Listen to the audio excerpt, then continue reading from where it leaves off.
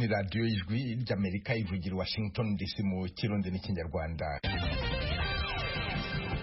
Nongeye kubasuhuza muri kumwe na Venuste Nshimiyimana mu Rwanda mutwumvira kuri FM 93 n'ibice bitatu i Karongi na FM 104 n'ibice bitatu i Kigali, naho mu Burundi turi ku mirongo migufi ya shortwave kuri metero 19 na 22. Dore ingingo nkuru twabateguriye. Umunyapolitiki utavuga rumwe n'ubutegetsi bw'u Rwanda Victoire Ingabire Umuhoza yahawe igihembo Liberal International Freedom Prize cy'umwaka wa 2024. An annual prize.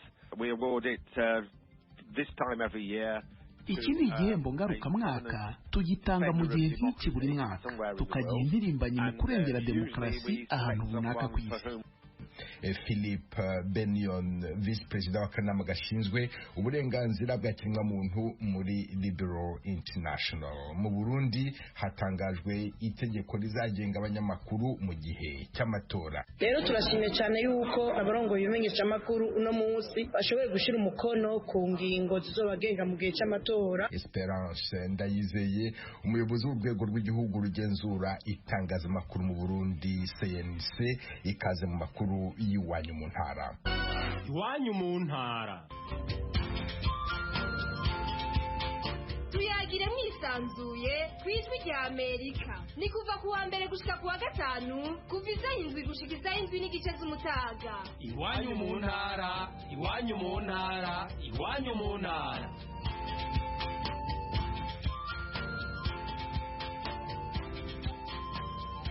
Nabibabwiraga mu ngingo nkuru, umunyapolitiki utavuga rumwe n'ubutegetsi bw'u Rwanda Victoire Ingabire Umuhoza yahawe igihembo Liberal International Freedom Prize cy'umwaka wa 2024.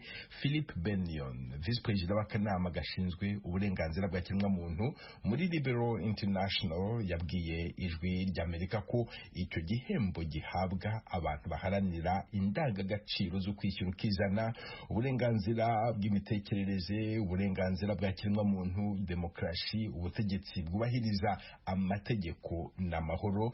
Yabwiye mugenzi wacu Peter Cloti ko abahawe icyo gihembo bagomba kugira uruhare mu kwimakaza amahoro mu gihugu cyabo no mu karere batuyemo. Prize is an annual prize. We award it this time every year. Iki ni igihembo ngarukamwaka tugitanga mu gihe nk'iki buri mwaka tukagira impirimbanyi mu kurengera demokarasi ahantu runaka ku isi. Kandi ubusanzwe dutoranya umuntu dutekereza ko iki gihembo gishobora gufasha mu kurengera demokarasi ku nyungu rusange zagutse. Rero mu mpera z'icyumweru gishize twari Santiago muri Chili mu nteko rusange ngarukamwaka, bikaba byarasabwe n'akanama kacu gashinzwe uburenganzira bwa muntu ko yahabwa iki gihembo, kikaba cyaratanzwe ku wa gatandatu.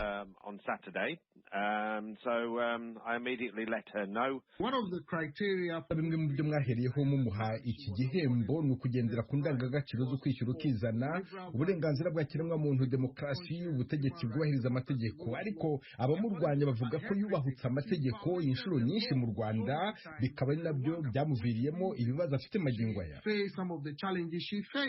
Well, if you actually look at her appeal, and it's a question of whether Rwanda has a free democracy or. Uramutse urebye ku bujurire bwe, ni ikibazo cyo kumenya niba mu Rwanda hari ubwisanzure muri demokarasi cyangwa se budahari. Nkaba ntekereza ko ikibazo niba yararenze ku mategeko yo mu Rwanda, hakwibazwa niba ayo mategeko ubwayo atarakorewe kubuza abantu kugira uruhare mu bikorwa bya demokarasi. Hanyuma nkatekereza ko ikintu duha agaciro, tuvuge nk'uwaherukaga guhabwa iki gihembo yari yarakatiwe gufungwa imyaka 22 n'ubutegetsi bwa Putin azizwa kutavuga rumwe nawe.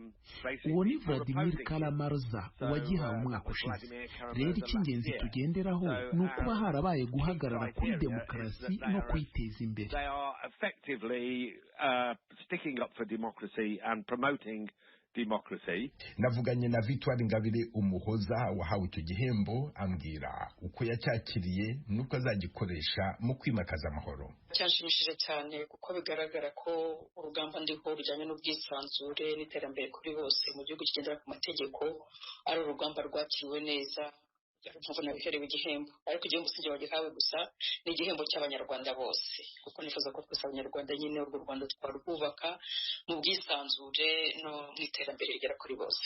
Mboneho umwanya wo gushimira abambaye iki gihembo kuko bahaye agaciro ibikorwa dukora. Abatanze igihembo bavuga ko abagihawe bagomba kugira uruhare mu kwimakaza amahoro mu gihugu cyabo no mu karere batuyemo. Wowe ibyo uzabikora ute? Nibyo nkunze kubikora nta nubwo ari ubu nzabikora nsanzwe mbikora cyane cyane nsaba ko amahoro yagaruka mu karere kose k'ibiyaga bigari muri aka kanya ndetse mbona no guha iki gihembo kugitura abadamu bo mu burasirazuba bwa Kongo bafatwa ku ngufu abana babayeho mu buryo bubi cyane. Nzakomeza kubavuganira no gukomeza gusaba ko amahoro yagaruka mu karere k'ibiyaga bigari cyane nimakaza ko ibihugu byo mu karere k'ibiyaga bigari twagombye kubana mu mahoro tugashyira imbere umutekano kuri buri muturage w'igihugu kuri buri gihugu tugashyira imbere ubuhahirane mu by'ubukungu butuma imibereho myiza y'abaturage bari mu gihugu cyo mu karere k'ibiyaga bigari babaho neza ubwumvikane naho mahoro. Mu kanya wavugaga yuko iki gihembo atari cyawe gusa ko ari igihembo cy'abanyarwanda. Abanyarwanda bo bazagishunaho bate? Bazabonaho iki? Icyo bazabonaho ni uko nzakomeza guharanira ko igihugu cyacu kiba igihugu kigendera ku mategeko ku buryo umunyarwanda wese amategeko amurengera ndetse n'ibi gihembo ntashobora no kwibagirwa gutura abavandimwe twafatanyije muri uru rugamba bakaba batakiri muri ubu buzima, bamwe bakaba barishwe abandi baraburiwe irengero ndetse hakaba ari n'abafunze. Icyo gihembo ni icyabo bose kuko urugamba ntabwo ndiriho njyenyine, twese turafatanyije. Victoire Ingabire Umuhoza, umuyobozi w'ishyaka Dalfa Umurinzi, ndagushimiye cyane kuba aka kanya uhaye Ijwi ry'Amerika. Yego namwe murakoze.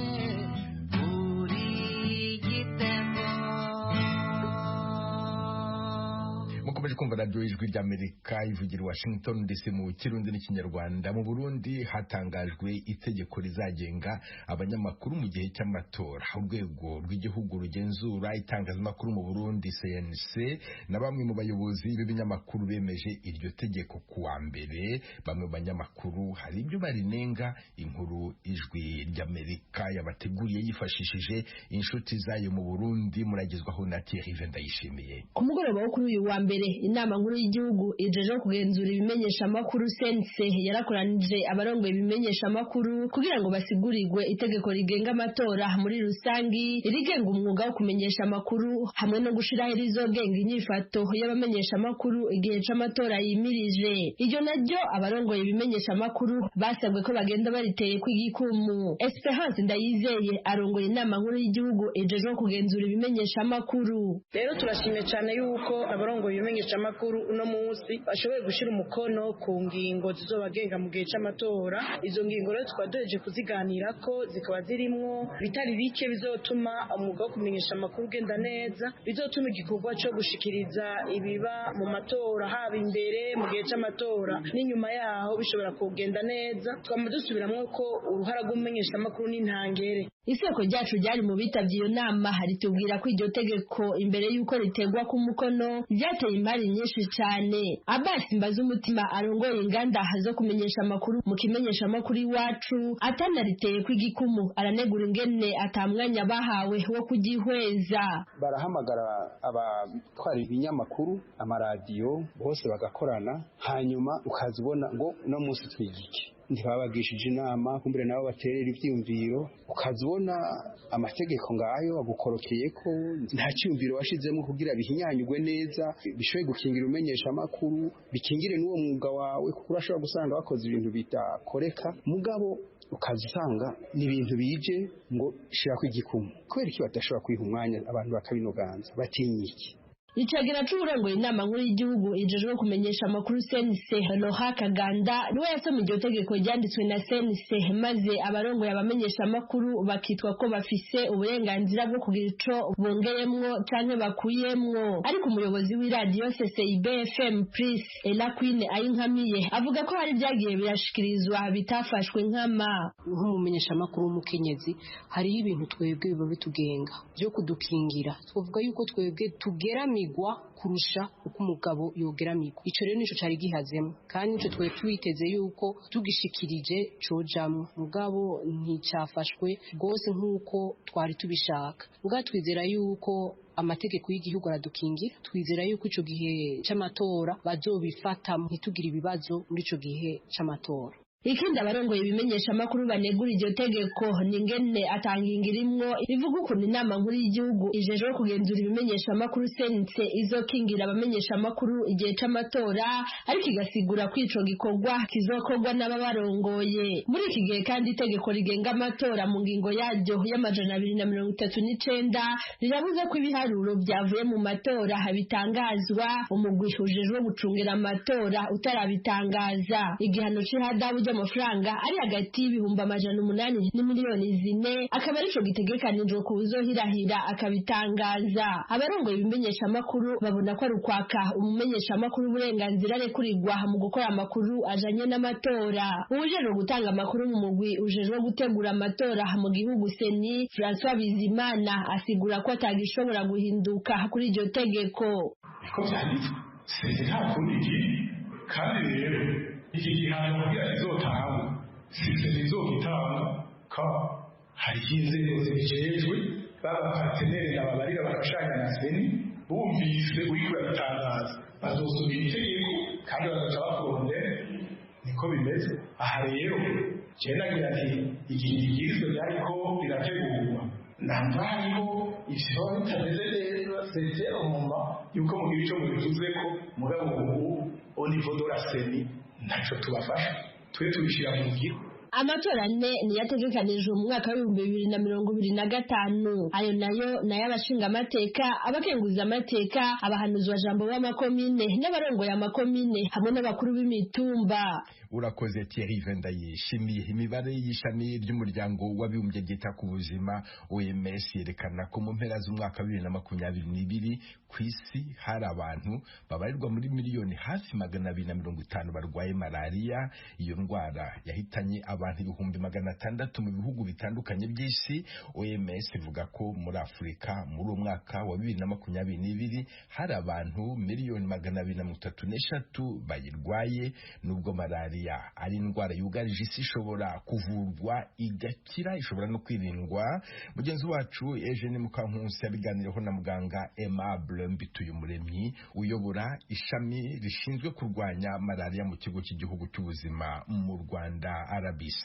Icyambere no kuyirinda, umuntu rero ayirinda neza akoresha uburyo butuma atarumwa n'umubu ufite kagakoko.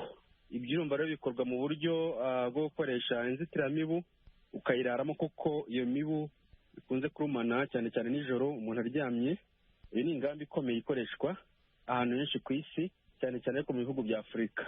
Ingamba yakawe nayo ishobora gutuma umuntu atarumwa n'imibu no gutera imiti yica imibu bita insecticide imbere mu nzu. Iyo miti ikaba yakwicara imibu ije mu nzu kuruma abantu, nibyo bikaba byatuma batarwara malaria. Ubundi bwirinzi tubona rero hari abakoresha imiti yo kwisiga bituma imibu n'ubundi yarigiye kukwegera ihunga, bivuga ko n'ubundi utarumwa n'imibu. Izi ni ingamba navuga ko ari za rusange: gukora isuku aho umuntu atuye, kuvana ibidendezi by'amazi, gufunga amadirishya bukigoroba. Ibyo ni bituma tuvanaho ubwororokero bw'imibu cyane cyane aho duturiye, ariko bikanatuma imibu koko itabona ahantu yihisha cyane cyane iyo dufite ibihuru bizengurutse aho abantu hatuye. Ubwo ni uburyo bw'ibanze dukoresha mu kwirinda malaria. Hari abakoresha inkingo zitangiye vuba, ntabwo ziragira mu bihugu byinshi n'u Rwanda rurimo, ariko naho baha abadamu batwite imiti ituma batarwara malaria, igakoreshwa mbese nk'uburyo bw'ubwirinzi kuruta uko byaba ari uburyo bwo kubavura. Ingamba rero yindi ijyanye no gutabara abagize ibyago byo kutirinda neza bakarwara malariya, ubwo ni abayirwaye. Ni ingamba yo kuvura abantu hakiri kare ariko babanje gupimwa, basanga bafite amaraso arimo twa dukoko twitwa plasmodium, bagahabwa imiti ituma bakira indwara ya malariya. Ni izo ngamba navuga z'ingenzi. Yego, ingamba zarafashwe, ese mubona zikurikizwa cyangwa hari aho mubona hakwiye gushyirwa ingufu kugira ngo zibashe kubahirizwa cyangwa gushyirwa mu bikorwa? Ingamba ziriho ziranakurikizwa, nubwo zifite nyine imbogamizi zitandukanye. Hari aho wenda usanga harimo kudohoka, cyane cyane nko kuryama mu nzitiramibu buri joro, aho usanga wenda umuntu ashobora kuba afite inzitiramibu ariko atibagirwa kuyikoresha. Hari ushobora kwirambika mu buriri ananiwe agahita asinzira adashyizeho inzitiramibu nubwo yari ayifite. Hari n'ushobora kubona amaze igihe kirekire nta mubu abona mu nzu cyangwa atarwara malariya, agatangira kwibaza impamvu akeneye gukoresha inzitiramibu buri joro. Abo turabona, cyangwa se abazikoresha mu buryo bundi bubyara inyungu, abazikoresha mu burobyi bw'amafi, abazikoresha mu kurinda imyaka yabo ngo itaribwa n'udusimba. Ibyo byo tubona ko bikunze kubaho cyane cyane ahantu malariya itangiye kugabanuka, bagatangira kuba bazikoresha ibindi zitagenewe. Ariko ingamba iyo zihari zatanzwe neza, hagakorwa ubukangurambaga, tubona ko zikora kandi zigatanga umusaruro. None ubu inama mwaha abadukurikiye muri uyu mwanya mu bijyanye n'izo ngamba nyine, ni iki mwabasaba kubafasha kugira ngo izo ngamba zibashe gutanga umusaruro? Ingamba zo kurwanya malariya bisaba uruhare rwa buri wese, cyane cyane ariko bihereye ku muturage ku giti cye. Hari abo usanga kenshi biharirwa Minisiteri y'Ubuzima, ariko kurwanya malariya ubundi bikwiye guhera kuri njye, bigahera kuri wowe, kuko mubu ugenda uruma umuntu ku giti cye, ntabwo ugenda ugamije ikigo cyangwa se Minisiteri y'Ubuzima, ahubwo buri wese akwiye kugira uruhare rwe. Ubwo rero bigenda bitandukana bitewe n'aho umuntu aherereye. Hari abo duha inama zo gufungura amazu yabo ngo dutere umuti, ubwo ndavuga mu Rwanda, kuko uturere tumwe na tumwe hari uduterwa umuti imbere mu nzu, hari uturere tugenerwa inzitiramibu. Aho rero dutanga ubutumwa bugenewe umuturage ariko bitewe n'ingamba Minisiteri y'Ubuzima iba yarahateganirije, nko kwivuza hakiri kare. Abo hari ingamba yihariye, aho mu Rwanda abajyanama b'ubuzima bafite ubushobozi bwo gupima ndetse bakanavura malariya hakiri kare. Ubwo rero dukangurira cyane cyane abaturage, umuntu wese ufite ibimenyetso bya malariya, ko yihutira kugera ku mujyanama w'ubuzima kugira ngo amupime, hanyuma nasanga arwaye amuvure hakiri kare. Ni ubutumwa rero bw'ingenzi cyane tugeza ku baturage aho bari hose, kugira ngo turebe ko ingamba zihari zakomeza gutanga umusaruro. Muganga Aimable Mbituyumuremyi uyobora ishami rishinzwe kurwanya malariya mu kigo cy'igihugu cy'ubuzima mu Rwanda RBC, avugana na Eugenie Mukankusi.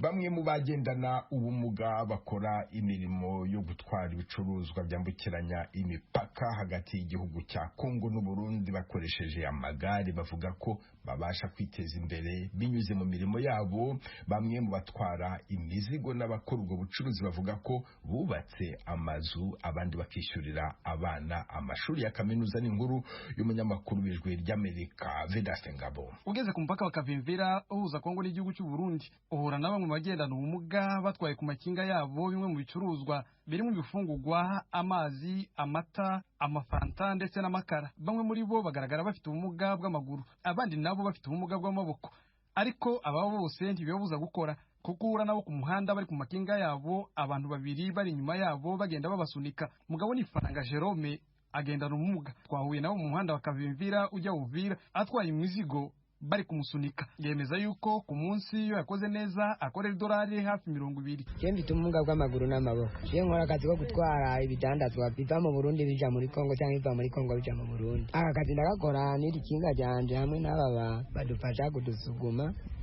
karadutunze. Dutwara ibidandazwa byose, ibidandazwa byose bica mw'iri barabara. Icyo nageze kuri aka kazi ndamaze kuronka amakinga yisununuye atwara ibidandazwa byinshi. Umuryango nditunganije, yego muhiri wanje hameze neza. Umunsi ndashaka kuronka $50 ku munsi, $20 nk'akarori $20 ndazironka ku munsi. nikubwira abantu bagendana ubumuga bagenda basega abagenda basega navuga ati barazizwe n'amajambere ahubwo boza tugakora mu gihe kuri itariki ya 3 z'ukwezi kwa 12 ari umunsi mpuzamahanga w'abagendana ubumuga bamwe muri bo bagaragaza ko kuva mu nzu no mwibarabara gusabiriza bakajya mu mirimo byatumye biteza imbere binyuze mu mirimo yabo bakora yo gutwara ibicuruzwa muri Kongo no mu Burundi. Kibazo Heza Pascal ni umugabo uri mu kigero cy'imyaka 60 amaze imyaka irenga 20 atwara imizigo ku ikinga. Jewe mfise abana bose hamwe bari 15 nkabo bose n'ukuri baramerewe neza ntawumerewe nabi arimwo kubera iki aka kazi nirirwa ndakora abafise n'abamaze kumara n'abandi bakiriko bariga bamaze kaminuza oya bariko umwe babiri nibo bari muri kaminuza babiri nabo barahejeje baca baricara.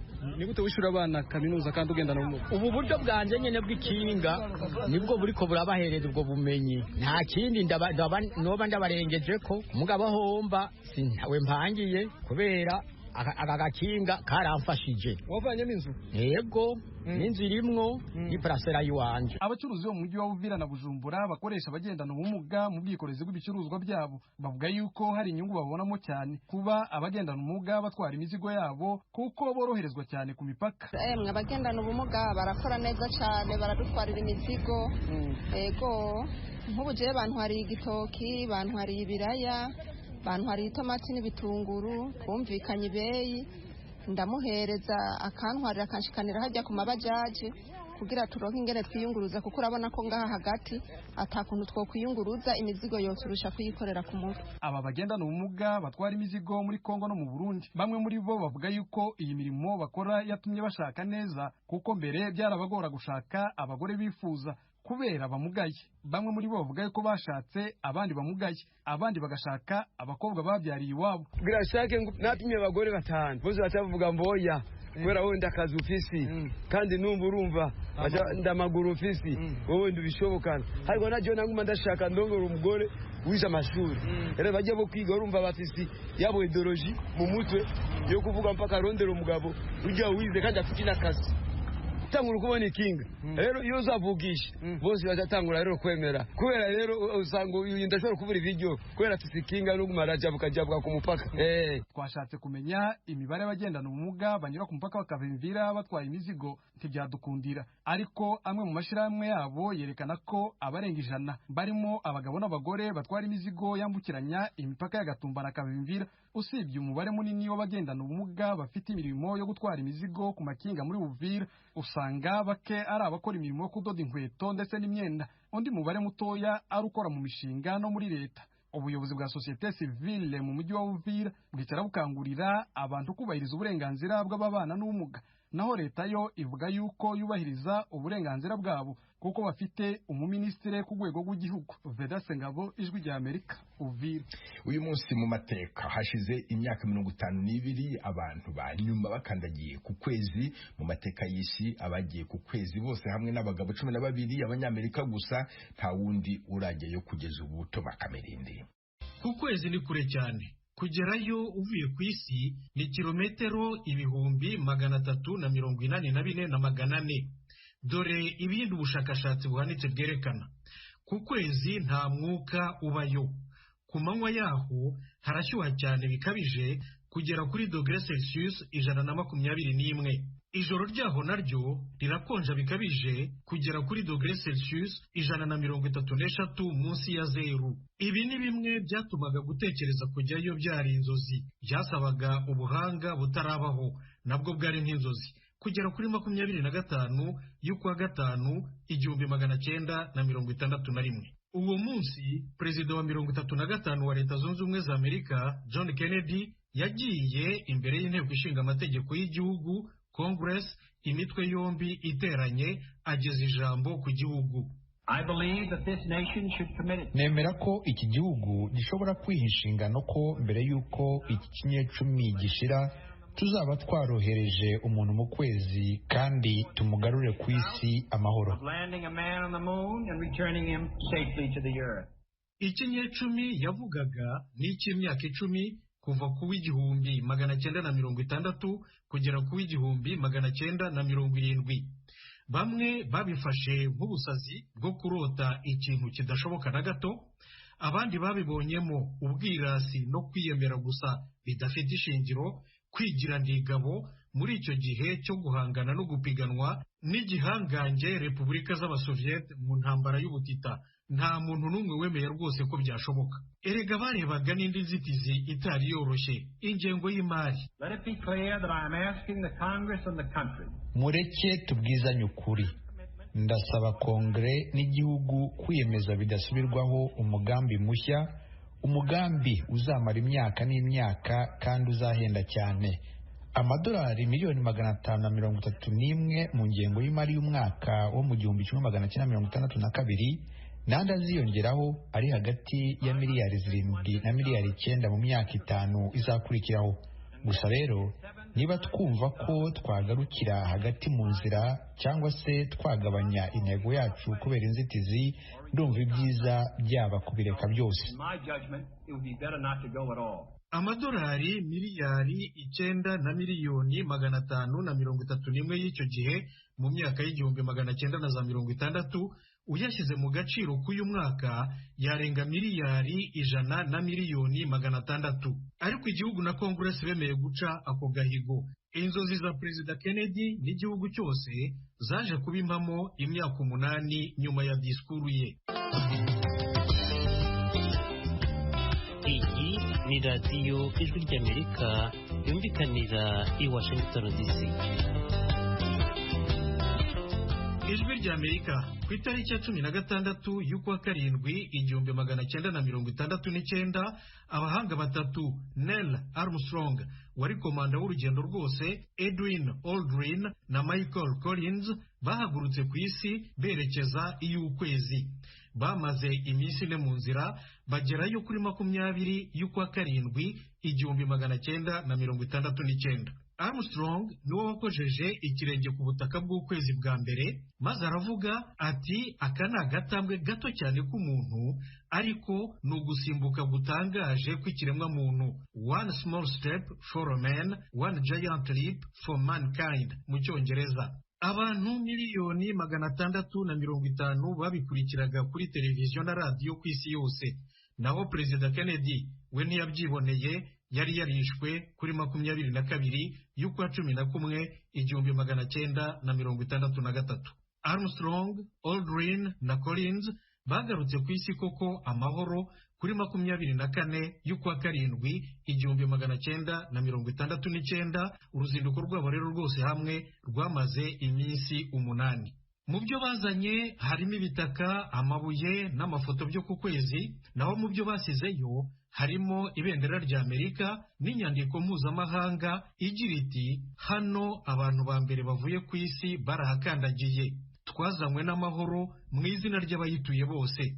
Ubu butumwa bwari bwanditse mu ndimi nyinshi zitandukanye. Abakuru b'ibihugu 73 barimo 21 bo muri Afurika babushyizeho umukono. Inzozi za Perezida Kennedy na Amerika ye yose rero zabaye impamo koko kohereza umuntu ku kwezi no kumugarura ku isi nta nkomyi mbere y'uko ikinyecumi 1960 1970 kirangira.